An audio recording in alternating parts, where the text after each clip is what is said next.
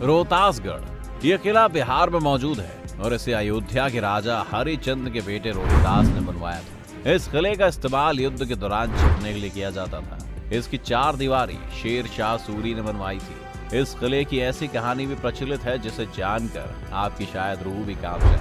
कई लोगों और कहानियों में कहा जाता है कि इस किले की दीवारों से अक्सर खून निकलता था। इसके साथ ही अजीब सी आवाजें भी आती थी, लेकिन इसके पीछे का कारण आज भी पता नहीं है। इस बात को यहाँ की जनता और कई लोग आज भी सच मानते हैं। मौजूदा समय के लोगों की माने तो उनके अनुसार इस किले से कई प्रकार की भूतिया आवाजें भी आती हैं, लेकिन खून बहने और आवाजें आने की वजह क्या है ये तो कोई नहीं जानता। कई लोग मानते हैं कि इस किले में राजा रोहितास की आत्मा घूमती है। वो बहुत ही शक्तिशाली है और तरह तरह की आवाजें निकालती है। आज भी इस किले की पूरी सच्चाई कोई भी नहीं जानता, इसलिए आज भी यह किला लोगों के बीच एक अबूझ पहेली है।